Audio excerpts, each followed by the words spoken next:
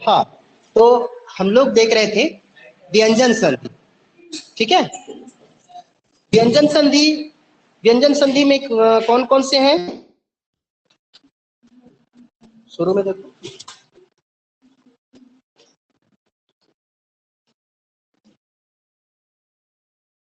अनुस्वार, परसवर्ण और जस्त्व, ठीक है।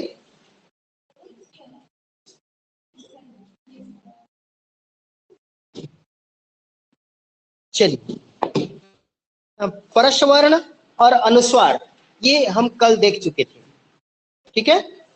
अनुस्वार और परसवर्ण संधि हम लोग देख चुके थे कल, पता हो गया है, कोई दिक्कत तो नहीं है ना। चलिए आज देखते हैं जस्त्व संधि। क्या देखेंगे? तो जस्त्व संधि, इसका एक सूत्र है। इसका सूत्र क्या है?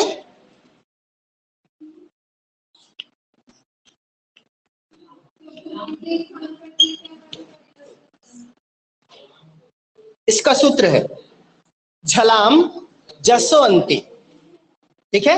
इसका सूत्र क्या है? झलाम जसोअंति। मतलब जस के बाद यदि झल हो, अब ये क्या है जस और झल? प्रत्याहार, ठीक है, प्रत्याहार। उन्हीं प्रत्याहारों से आप लोगों को हम बताए थे आई ओणा रिलवी के बताया था ना। लिखे हो कि नहीं लिखे हो?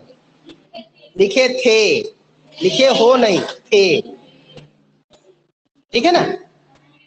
तो झलाम जसवंत, झल क्या है? झल जो है आप लोगों का देखिए, झल वर्ग में क्या क्या आता है? पहला, द्वितीय, तृतीय और चतुर्थ वर्ग। पहला, दूसरा, तीसरा, पहला, तृतीय, चतुर्थ, पहला, दूसरा, तीसरा और चौथा वर्ग। जैसे क, च, ट, त, प, ये 5 वर्ग है, ठीक है। प्रत्येक वर्ग का पहला, दूसरा, तीसरा और चौथा।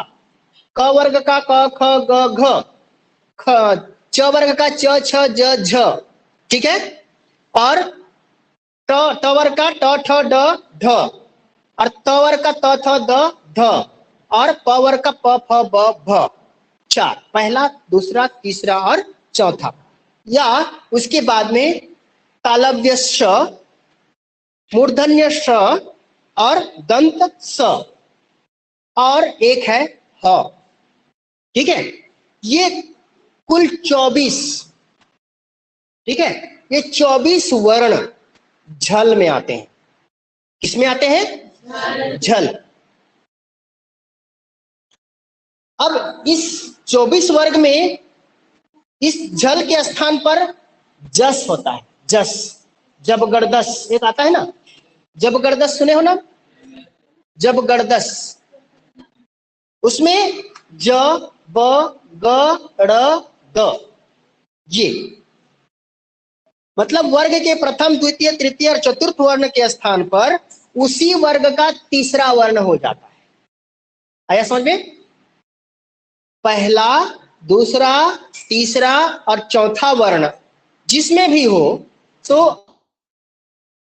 होगा तो उसी वर्ण बन जाता है। तीसरा ख, ग, घ, तो उसके स्थान पर ग हो जाएगा, ठीक है।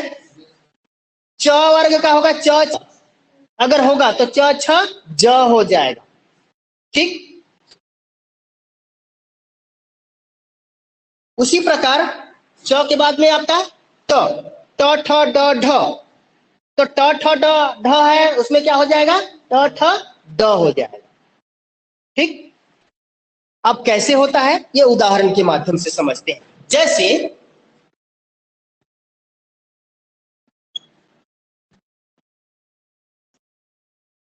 वाक धन ईसह, वाक धन ईसह, यहां पर क्या है? क वर्ग। हमने क्या जस्त संधि में हमने क्या पढ़ा था? प्रथम वर्ण, द्वितीय वर्ण, तृतीय वर्ण, चतुर्थ वर्ण। ये चारों वर्णों में से कोई सा भी वर्ण आए, लेकिन उस जो भी वर्ण आया है उसके स्थान पर उसी वर्ग का तीसरा वर्ण होता है। पढ़े थे? तो यहां पर क के स्थान पर क्या आ जाएगा? ग। ठीक है, अब ये हो गया हमारा क्या, वाग धन ईसह, यही हुआ। अब यहां पर इन दोनों को हम जोड़ेंगे तो क्या हो जाएगा, वा गी शह। समझ में आया कुछ कि नहीं आ रहा है? आ रहा है ना? उसी प्रकार जगत धन नाथ, जगत धन नाथ या जगत धन ईसह। अब यहां पर देखो त आया है। व्यंजन संधि का नियम क्या है कि कोई व्यंजन या व्यंजन दोनों का मेल या फिर व्यंजन और स्वर दोनों का मेल से व्यंजन संधि होता है, इतना तो पता है। ठीक है, अब इधर पूर्व में है व्यंजन, बाद में है व्यंजन, ये भी व्यंजन संधि है। पूर्व में व्यंजन, बाद में स्वर, ये भी क्या है, व्यंजन संधि है। ठीक है, लेकिन यहां पर जो नियम के अनुसार झलाम जसवंते, इस सूत्र के अनुसार जस्प संधि के अनुसार त आया है। तो त थ द ध, ये चार वर्ण होने पर हमारा क्या हो जाएगा, त थ द हो जाएगा। इसीलिए त के स्थान पर क्या हो जाएगा, त थ द ध न। ये पंचम, ये दूसरा सूत्र कहा गया है, ये दूसरा सूत्र में लगता है। इसमें ये बाद का अक्षर को भी देखा जाता है, वो अलग है ना, जस्ट वो अलग है। ये जगत धन ईश, यहाँ पर क्या होगा, जगत जगदीश, यहाँ पर क्या हो जाएगा, जगदीश। वो जगन्नाथ वाला जो होता है ना, वो अलग है, उसका सूत्र अलग है ना। तो ये हो गया। उसी प्रकार शुभ धन अंतः, शुभ धन अंतः, यहां पर प है तो प फ ब, तो क्या हो जाएगा, शुभंतः। ठीक है, शुभंतः का अर्थ नहीं पता। हमारे धातुओं में लगने वाले सुप और तिप, तिंग, ये दो प्रकार के प्रत्यय होते हैं। ठीक है, धातुओं में लगने वाले जब शब्द रूप धातु रूप चलता है ना, तो जो धातु रूप में हमारा टोटल 18 प्रकार के रूप बनते हैं। कैसे, सुप में 9 और तिंग में 9, दोनों मिलाकर के 18। नहीं, सुप में 9 नहीं, 21 बनते हैं। ठीक है, तिंग में 9, सुप में 21।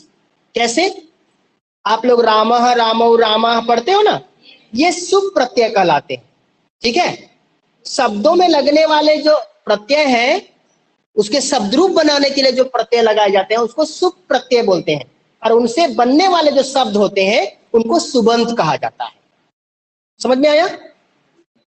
आप लोग देखे होंगे सु और जस, ठीक है, पढ़े हो ना, सु और जस, ताभ्याम भी, ऐसे वाला उसका सूत्र है जो सुप प्रत्यय का।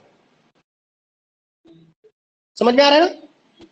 उसको भी लिखवाना पड़ेगा क्या है? वो समझने के लिए है, वो समझने के लिए है, क्या है ना, वो समझने के लिए है। जो आप लोग रामः रामौ रामाः पढ़ते हैं ना, सु सबसे पहला जो सूत्र होता है सु, सु का जो होता है उसमें उ का लोप होता है, स बचता है और स का विसर्ग बनता है। इसलिए राम में जब सु जोड़ेंगे तो रामः बनता है। ठीक है, वो जब हम लोग क्या कहते हैं, सब ऑपरेशन कर, समझ में आ रहा है ना, शब्दों का पूरा ऑपरेशन, मतलब वो कहां से जन्मा है और कहां तक पहुंचा है, उसको पहुंचाने के लिए उसको हम लगाते हैं। जैसे राम, राम धन, फिर राम धन स, यहां उ का लोप, ठीक है, और स का विसर्ग संधि के कारण विसर्ग, इसलिए हो जाएगा क्या, रामः। समझ में आया?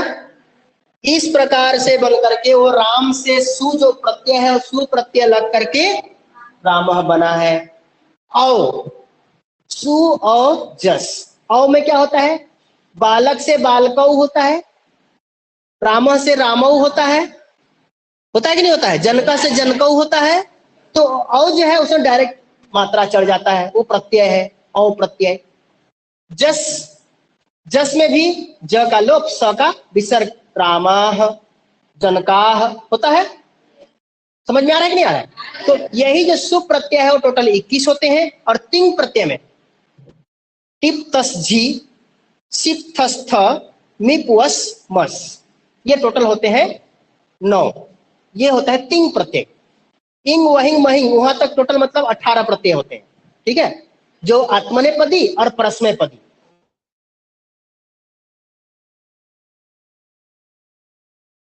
प्रत्यय टोटल 18, सुप प्रत्यय टोटल 21। समझ में?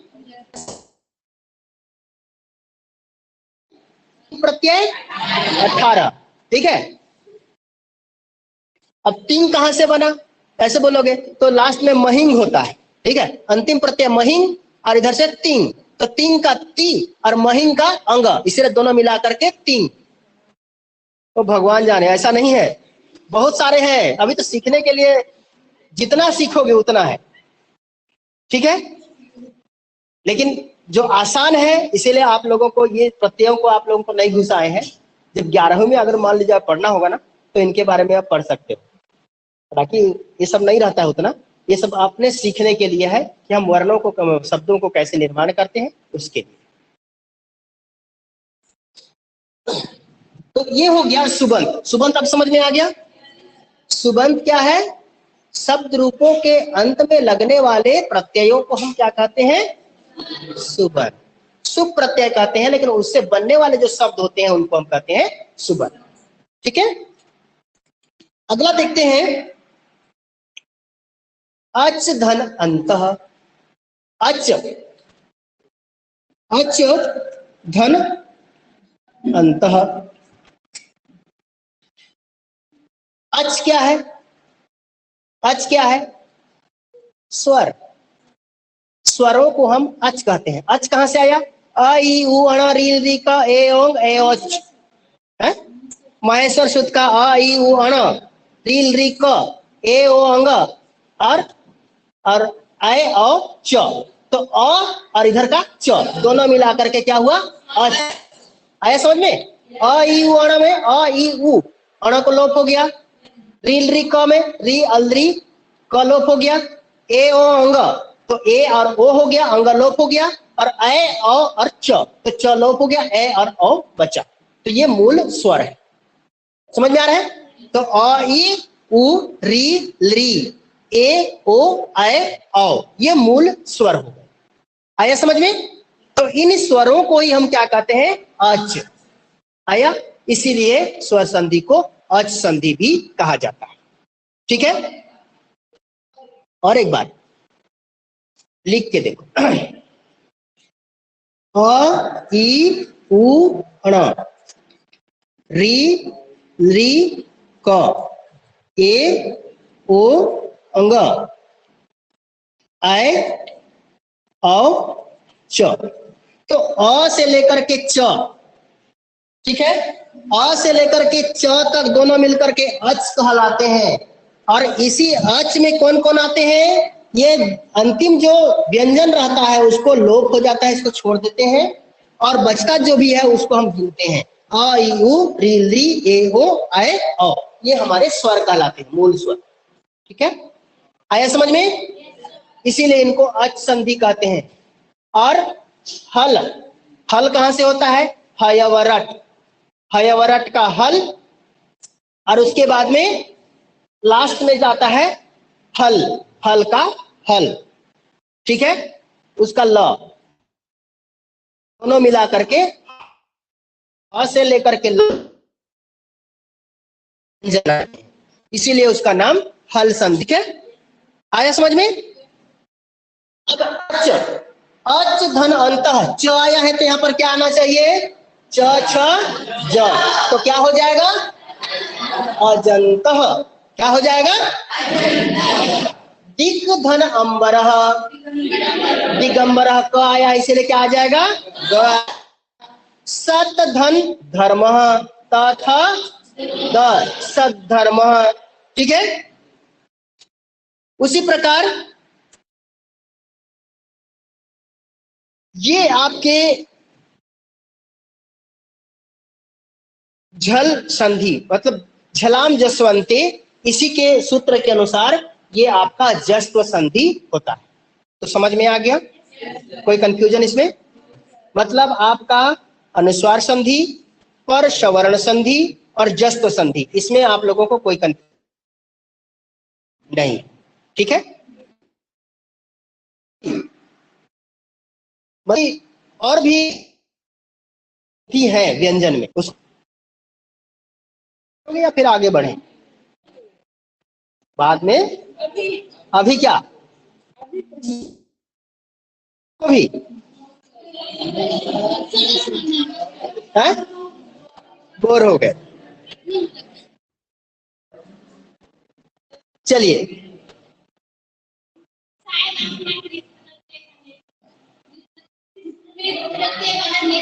कृत प्रत्यय का